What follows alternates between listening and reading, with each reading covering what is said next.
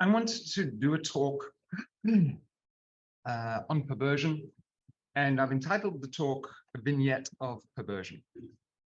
Maybe the best way of entering into the topic is to note that I think for everyone, one's engagement with Lacanian psychoanalysis, whether that's primarily clinical or theoretical, is a situation in which one can reliably expect to be confronted with certain blind spots, certain moments, conceptual or otherwise, that elude us or vex us within the body of the theory or within the domain of practice. For me, perversion was one of those blanks, one of those blind spots. And in thinking about preparing for the talk, it seemed to me it's kind of useful to reflect on why that may be. I should say, though, the question of perversion being odd or somehow inaccessible or difficult to get a hold of, for me, was a little bit paradoxical, in as much as part of the internship work I did in my training was to spend 1 day a week for 18 months at a prison in Southwest London, Wandsworth Prison.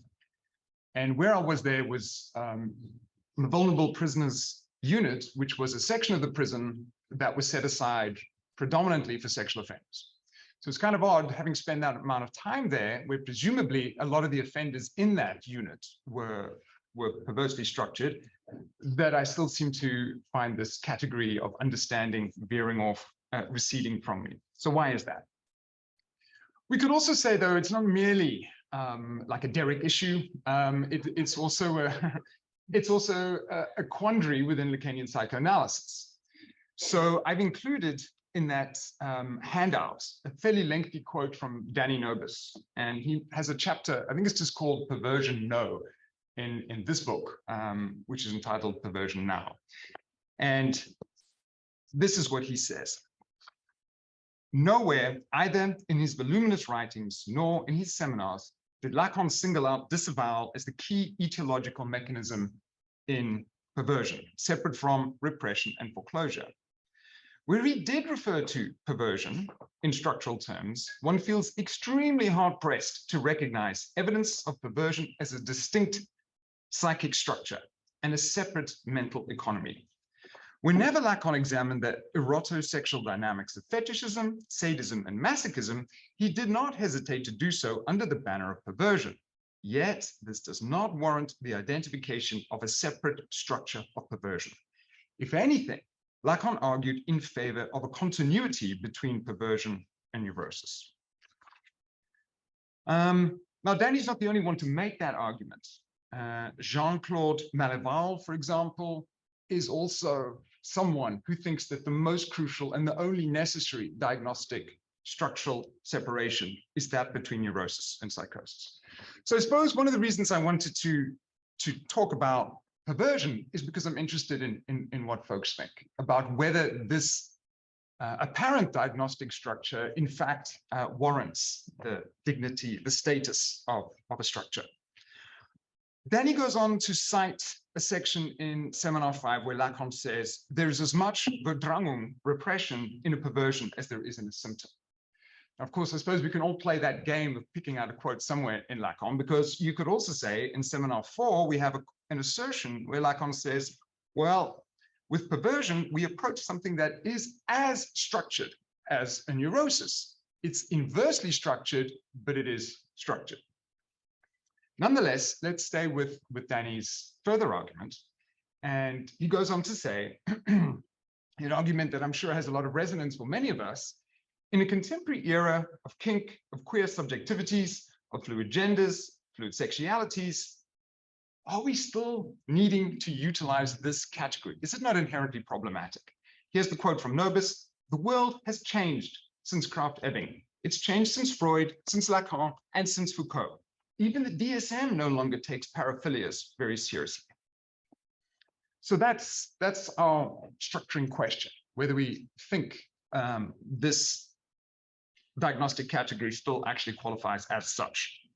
Interestingly, just listening to some of the talks over the last 2 days, I think we've also seen a bit of a resurgence of the notion of perversion as a social category. So in Lacanian social theory, we often hear reference to it. But just to push the point a little bit further, this book, Perversion, now was published a couple of years ago. It's by far the best-selling title in this Palgrave series. We've also got this book, Mira's recent book, fantastic book, entitled Lacan's Cruelty. So there's a lot of material being published and a lot of interest and enthusiasm in the category of perversion, even though we also have arguments of people saying it doesn't exist as a distinct category. So we could say that within the broader Lacanian community, we have a simultaneous yes and no in reference to perversion. So we could say then that we have an apparent case of a disavowal of the structural integrity of disavowal. So if we're going to decide on this issue, at least have some debate on this issue, it may help to go back, take a few steps and introduce a few elementary ideas. Now, I know that for the majority of you, this may be an all too familiar journey, but it's one I think that remains worthwhile. And I think if we would try to find a new way to tell a rather old story, one might do it by utilizing a number of pieces of writing, some clinical anecdotes, a remembered vignette. So the two pieces that I want to introduce bear from, on the one hand, clinical observation. I don't know if you've ever done this, but every now and again, if you go look back at old clinical notes from ages and ages and ages ago, it's kind of interesting to see what you've written and some of what you've forgotten. But it's also interesting to wonder about how one might use certain forms of documentary writing, or the one genre people often refer to as creative nonfiction. And so the second of the two vignettes I will share was something which I suppose you could say veers, pretty much fundamentally outside of something like clinical observation, clinical writing, into something of a genre of more documentary writing, what is often referred to as creative nonfiction. So I know to do that in a Lacanian context is problematic, but we'll problematize all in due course. So last preliminary comment, I've suggested I'm going to tackle a topic that I'm ill-suited to understand, and I've also suggested that the way of going about it is illegitimate. So, I mean, what could go wrong? Okay, so here we go.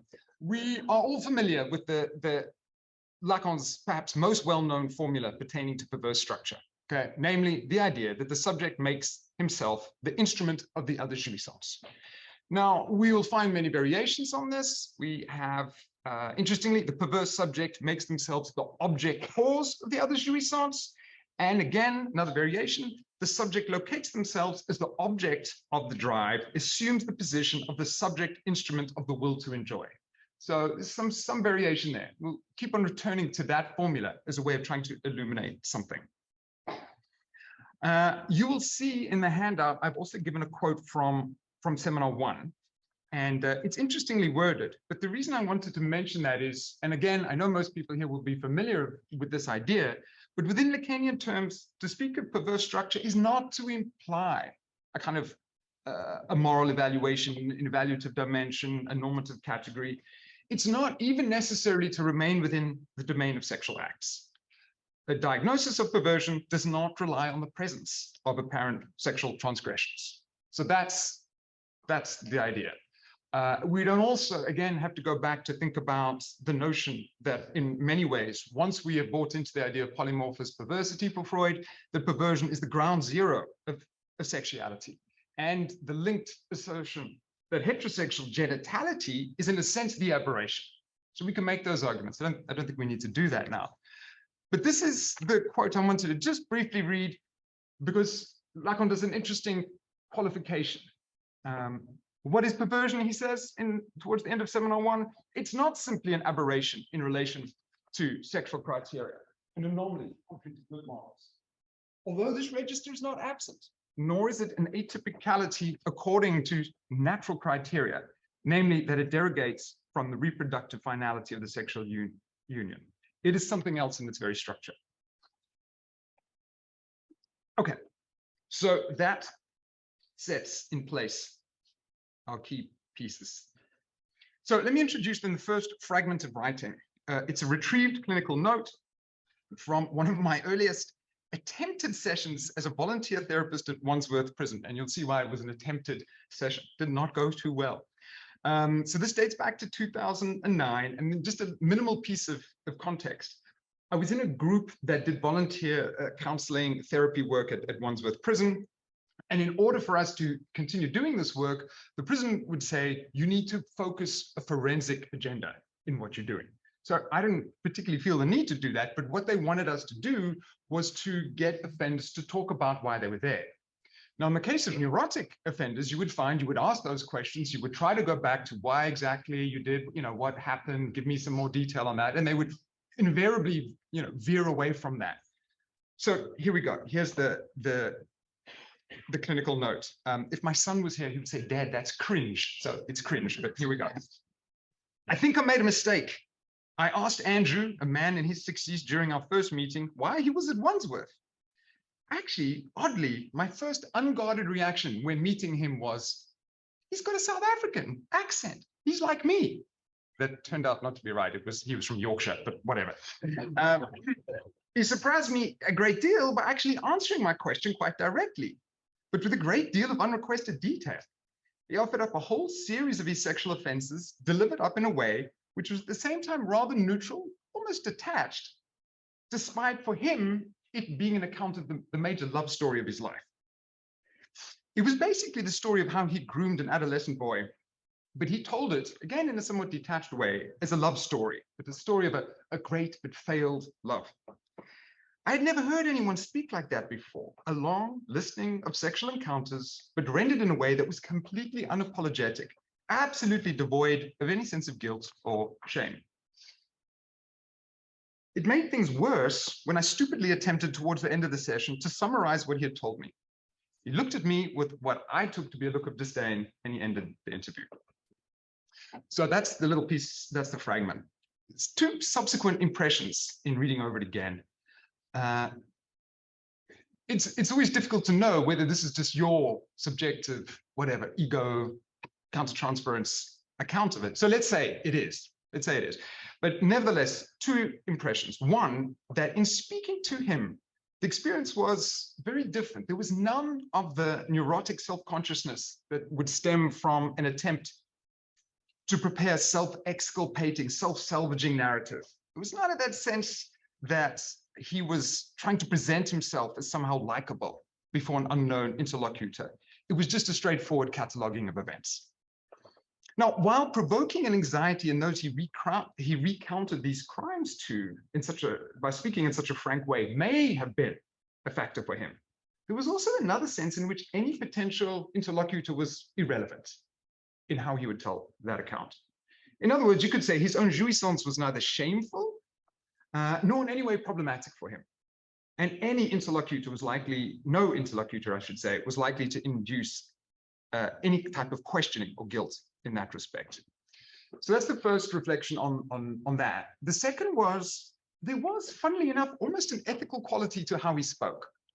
And I should qualify that in the qualified sense that there was no neurotic prevarications, denials, avoidances, repressions. His narrative was entirely unproblematic to him. Now, for Freud, of course, we know that idea that neuroses are a negative of the perversions. And for me, this experience was one way of trying to illustrate that idea. So you could say, if you ever wanted a speech event as an example of perversions being the positive of what would otherwise have been negativized or evaded in a neurosis, then that speech encounter seemed to be an example of that. So here comes the next cringe part. This is the second piece. It's even more cringe, and it's more autobiographical. So it also deserves a little bit of context. So after doing the Wandsworth prison thing, maybe 2 years went by, and then I signed up to do a MFA, a creative writing at Birkbeck College. And I wasn't very good at that. But what I did realize is the one part that I did like was trying to do the more documentary type of writing, so-called creative nonfiction. So the idea is you still are trying to be honest and you're trying to write nonfiction, but you also allow yourself, by means of form, a little bit of imaginative leeway in how you access what you're talking about. So I started trying to do it. And then, of course, anyone who's tried to do that before realizes I actually don't have an awful lot to say. And then I started thinking about what it was like to work at Wandsworth Prison. And a couple of things came up. Some of them weren't particularly interesting. And then I remembered this thing. And it really did have that sense of something that I'd forgotten, that may not have come back. But in the attempt to try and write something about the prison, it did. So it's not a clinical vignette, because although I was there for clinical reasons, I did not work with the person who I'll describe. And as I've already said, you could say it's more imaginary countertransference than clinical observation. But nevertheless, enough excuses. Here is the narrative. I'm working 1 day a week in the vulnerable prisoners unit at Wandsworth. I always have a faint sense of dread when I push open the thick door of the wing and step inside on a Monday morning. I'm a relatively new volunteer, and it's hard to avoid the sense of self-consciousness as I enter. The time that I arrive in the prison in the mornings coincides with the end of the overnight lockdown, and many of the prisoners are still moving about. Entering is a bit like being at the vanishing point of a picture. It's kind of like a panopticon in reverse, which is a bit funny, right? It's a prison, so why? Anyways, okay, it's kind of like a panopticon in reverse. The entire population of this corridor in the prison, rows of 2 floors on each side, have the opportunity to gaze upon and look upon the person who enters. And the door would always go, and it, anyways, so it would announce your presence. I am watched by both the prisoners and the officers. And that point's worth emphasizing also, just because one of my colleagues were kicked out of the work 2 or 3 weeks before because she had let a prisoner help her with keys. You know, not a good idea. But anyways, so the important thing though was to be gazed on in the prison was to be looked at also by the guards, and not just prisoners. Back to the narrative. I offered 2 therapy sessions in the morning, and then I head off for group supervision, followed by lunch. When I return, the prisoners are just to go back into lockup. I have come to dislike this re-entry time because there's often a man who positions himself in front of the spiral staircase that I need to access to get to the upper floor. It's happened 2 or 3 times now, and I have tried to think nothing of it. But now, as I advance along the corridor, I see him there. I would rather believe that this is not much to do with me, but I can't help notice that he looks at me. I used to think that he was wearing eyeshadow because he has this kind of sultry, dusky look. This is a little bit unnerving because he's a kind of mawkish older guy. I've now realized that he's got tattoos around his eyes and that this look is a permanent look. It seems to me now that he makes a point of this each week, of situating himself right there so he can fix that look on me. It's a lingering gaze. It seems to force its way into my eyes. This, I think, is his thing, lecherous gazing. I don't know how to describe it. It feels like maybe his modus operandi is this: to picture some other obscene scenario and then to lock eyes with someone. With me, well, this scenario is still running through his mind. His satisfaction comes, I think, from not looking away, by forcing his stare into you until something of the pornography of his eyes passes into you. That's my best guess. That's my best approximation of what he was doing. If he could rape you with his eyes, he would. That's what it seemed to me he was trying to do, to fuck you through his gaze. Okay. So I think by now it's pretty clear that we've moved beyond the domain of clinical speculation into a kind of creative nonfiction writing exercise. This is a case of an imaginary countertransference, and it's much more that than any form of clinical tool. Now, we don't need to spend an awful lot of time on this, I suppose, but just I'll make 2 points. One is to say, despite that I'm not doing Lacanian stuff in writing that, I think it still has some value. So I'll say that the qualification, of course, is that presumably, and when I try to look at literature on how people use some forms of creative writing in conjunction with clinical work, creative writing as a means of extending supervision, as a means of exploring material, there's much of value there. But just to make that crucial idea, if one is going to use that kind of material, it's not, one shouldn't fool oneself into thinking that such ruminations might be viable clinical instruments, that they might be used, for example, as a basis of a countertransference interpretation. I mean, if you're Lacanian, you get that. So just to make the point. Nevertheless, through all of the shortcomings, the imaginarizations, the countertransference failings of this mode of reflection, it did help me grasp something that I don't think I got, or that I simply evaded or denied while it was happening. And that is, of course, the sexual nature of that interaction. I should also note, in the longer piece, there's a whole series of observations which are problematic, because I'm trying to write about how it experienced. And one of the things I kept on saying was, or experiencing was, it felt to me that he was trying to combine, or was combining, various almost incompatible sexualities in one same body. So some students, when I introduced the example, they said, Derek, it's massively problematic, dude. You've got all these heteronormative assumptions written into what you're doing. To which my answer was, yeah, I think, yeah, you're right, I confess. But it's not insignificant that arose in that situation, right? I mean, if this was a perverse provocation, something of those reactions coming back, problematic as they may have been, were in part, I think, occasioned by the situation. Not trying to get out of it completely, but nevertheless, how do we go forward? We've said that the material is in some ways problematic, so we could then ask, well, if we do a little piece of autocritique, what is most false in that? What is the defensive element of it? What part of this text might we still be able to use? And I think maybe the first answer would be, what's wrong here? Well, for a start, perversion is designated a discrete location outside the teller, outside the narrator. It's located in a perverse subject. The narrative presents the narrator as an unknowing subject who is somehow ambushed. But this doesn't necessarily hold up. If you look at the third quote on that handout, it's a lengthy quote from Jean Clavierel's paper, The Perverse Couple. He mentions a couple of things. He says, there's always the subjective disparity of the perverse subject's choice of partner. He's got this nice quote, which reiterates something of that formula that I mentioned at the beginning. In Perversion, he says, erotic excitation comes from the contemplation of the other's discomfort or suffering. He adds, this excitation sustains itself in the certitude that the other is innocent.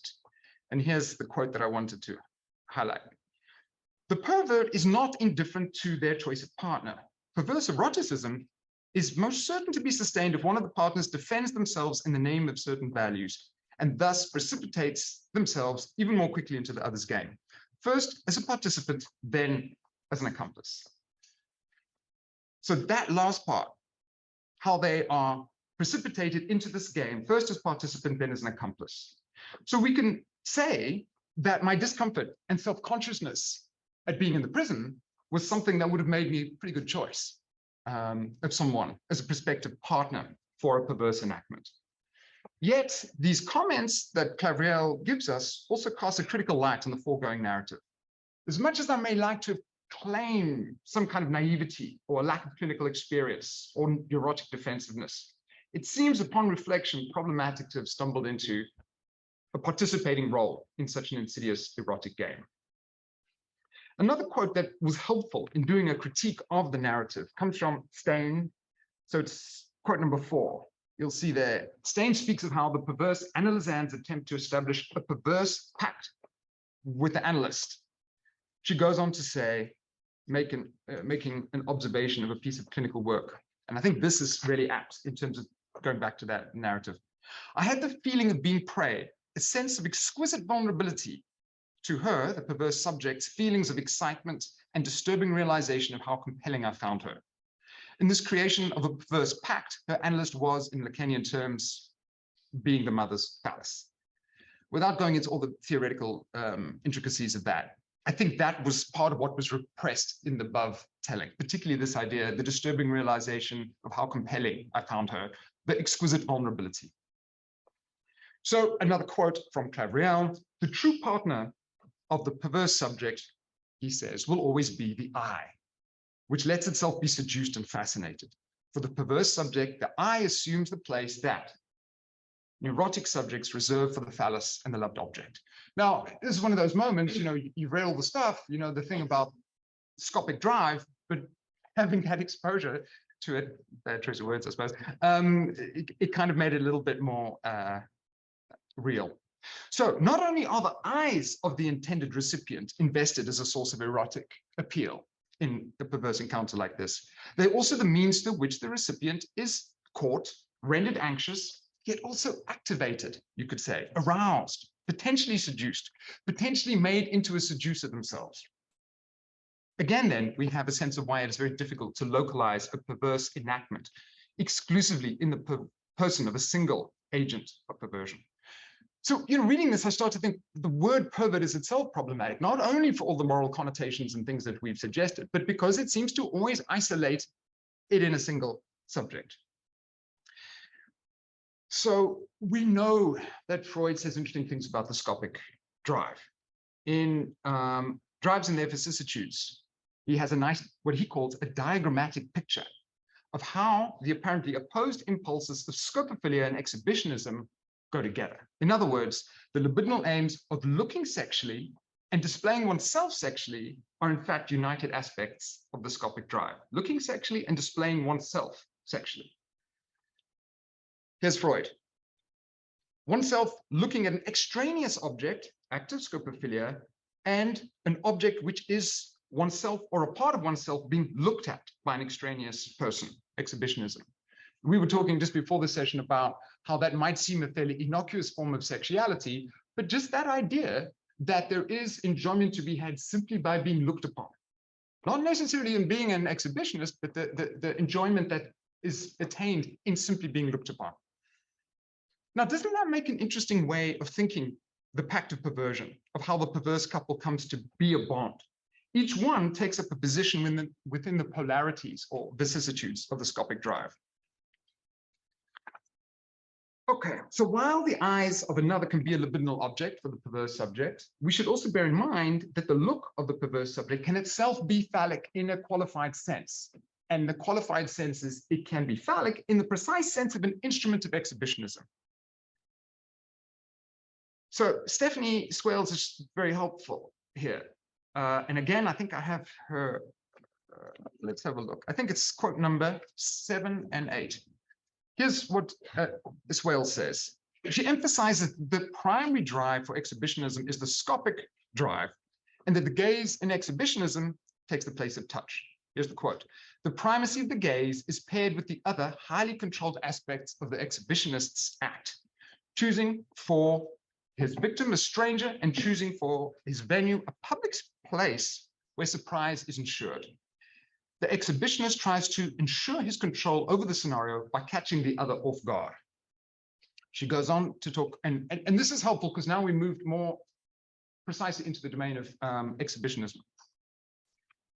The exhibitionist's interest is centered upon the other and their reaction. He gazes at the expression in their eyes and on their face. The exhibitionist's aim is to provide the other with jouissance in the form of a shock or feelings of shame, anxiety.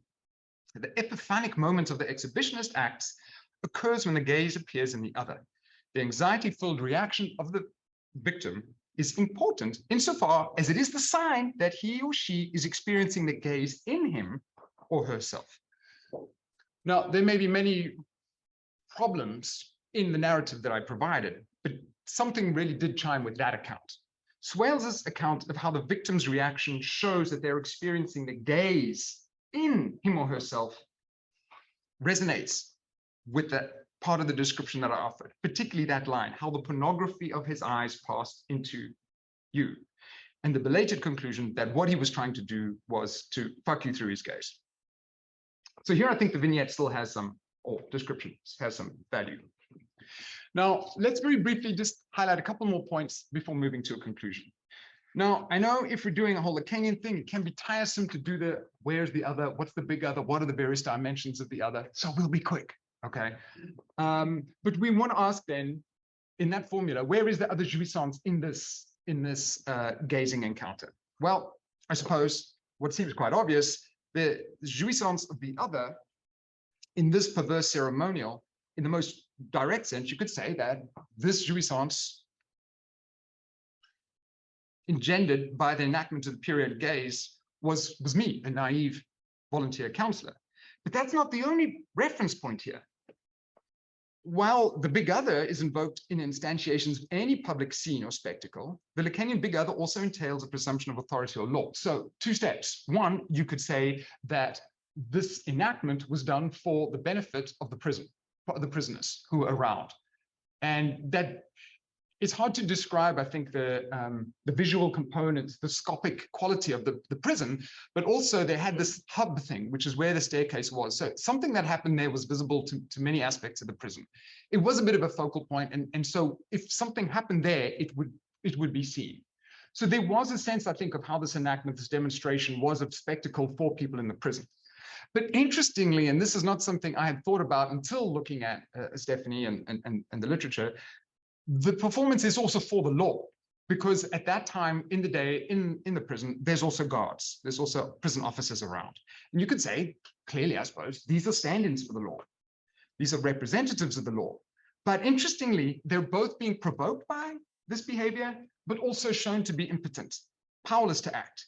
Because if it was the case that my perverse couple friend was directing an intrusive gaze at me and other newcomers, he wasn't doing anything technically wrong. So he could do something that maybe the prisoners and the prison guards could see was a little bit off, but there wasn't anything they could do about it. A nice illustration of the other, the big other, in criminal instances of perversion is to be found in Henry Bond's Lacan at the Sea. Okay, this is the book. Bond's analysis of crime scene photographs helps us differentiate between these two intersecting dimensions of the other. Big other is social witness, more generally, as instantiated by a form of spectacle, and other is law. And again, I think you've got it on the quotes. He says, the body of the murdered victim in a perverse crime scene is often arranged in a very explicit, highly public and staged way, so as to horrify or titillate whoever might go on to discover the body. Such scenes, he says, have been carried out, acted, played out, constructed primarily in relationship to an audience. It is their expectations and reactions that were privileged in the construction. This, he says, is in marked contrast to the hidden, secreted away bodies of those killed by obsessionals. Bond goes on to make mention of the unfortunate fact that in many instances, investigating officers find themselves to be aroused by the scenes they're investigating. And this echoes what we noted above regards the importance of a legal dimension to the other. The sadistic criminal, says Bond, another quote, is aware that the crime scene will inevitably be scrutinized by the investigating officer, the evidence gatherers, who will carefully record what they find, treat all with great care, be tricked or perhaps more accurately seduced into making a series of obscene photographs, and thus also becoming unwitting accomplices. We see then how the other is invoked by the perverse act, yet we also see how the other's law is simultaneously appealed to and yet discredited, performed for, yet mocked, instantiated, yet also undercut, subverted. And I would suggest that, perhaps obviously, in these two appeals to the other, we might detect a rhythm of disavowal. Now, this is part of the stuff in the literature that I always used to bang my head against and not get a good sense of, but this example becomes a little bit easier. What am I referring to? The idea that the perverse subject constantly provokes the law, assures themselves that it is still there. But at the same time, the perverse subject will both turn symbolic authority into derision, even while prompting, provoking, requesting it.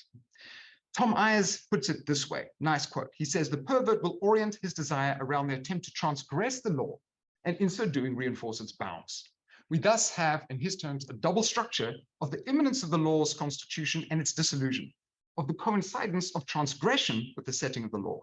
Or, to cite Lacan's own words, in perversion, the subversion of the law is in fact truly and verily the support of the law. So one last point, and then we conclude. In this book, in Mira's book, there's a really great chapter by Tracy McNulty, and she's got this one quote which encapsulates a lot. And it's worthwhile mentioning right now, having given quite a sort of sensationalistic example of a criminal body and so on, victim of a dead body, whatever. This is the quote. She says, the lived experience of perversion is often one of acute, even debilitating anxiety, frequently aggravated by serious difficulties encountered in an attempt to create and maintain an independent life, or to find an outlet for one's own desires. The best way to approach the logic of the perversions is not through cruelty, instrumentalization, or even apathy, however significant as these may appear, but through the interrogation of what perverse practices respond to and defend against, namely a fundamental anxiety resulting from a captive position with respect to the mother's dissatisfaction, which they feel uniquely called upon to address. That quote to me seems incredibly helpful because we said earlier, there's inevitably problems when one starts talking about perversion, particularly in everyday popular vernacular. And I think this helps. The same thing happens in a pivotal moment in seminar 10, when despite everything that's going on, Lacan makes it clear that the perverse subject is objectified in what happens.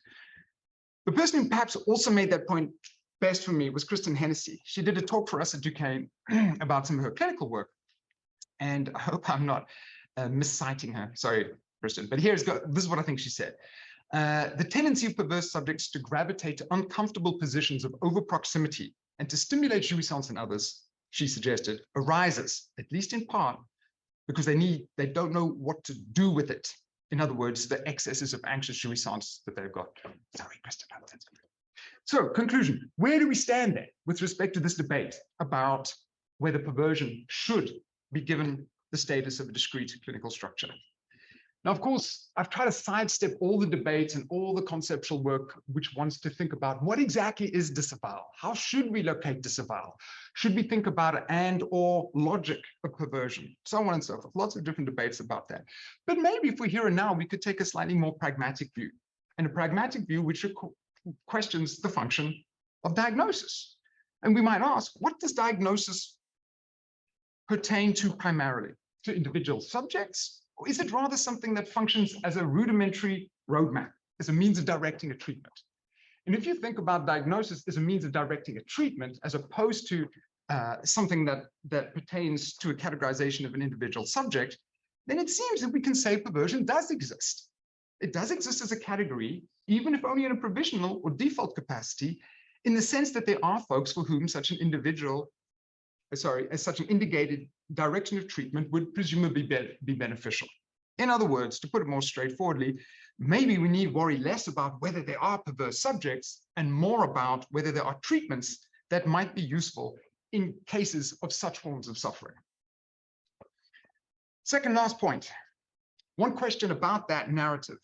Why, given the significance of the scene and my attempts to keep on going back and not being able to forget about it, why was it forgotten? Why was it dismissed?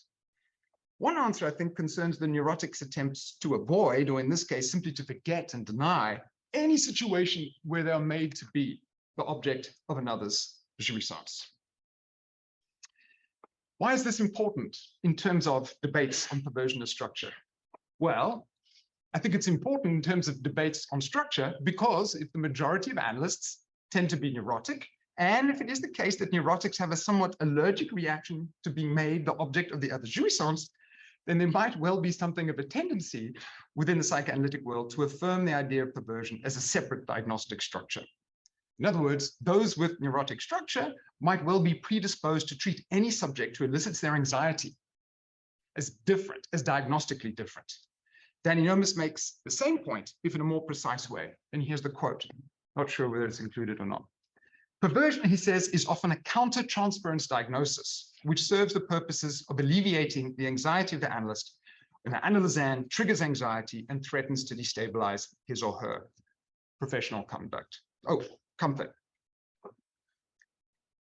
Last point, it will have escaped no one that the vocabulary of perversion, voyeurism, fetishization, exhibitionism, prurience, applies as much to my presentation of this material as to the alleged perversion itself. We might understand this as a kind of attack on being made the object of another's jouissance. I'll close then simply by saying that to work with perversion brings with it a number of distinct challenges. The first of these involves knowing how to deal with being made a target or a destination of disconcerting forms of anxiety and jouissance. But more than that, work with perversion is always to be made a potential participant, to be one member of a perverse couple. And it also brings with it the possibility that one may end up enjoying this partnership more than one might have imagined. And it involves also the possibility of unearthing one's own, as of yet, unacknowledged perversions and enjoyments. Thanks.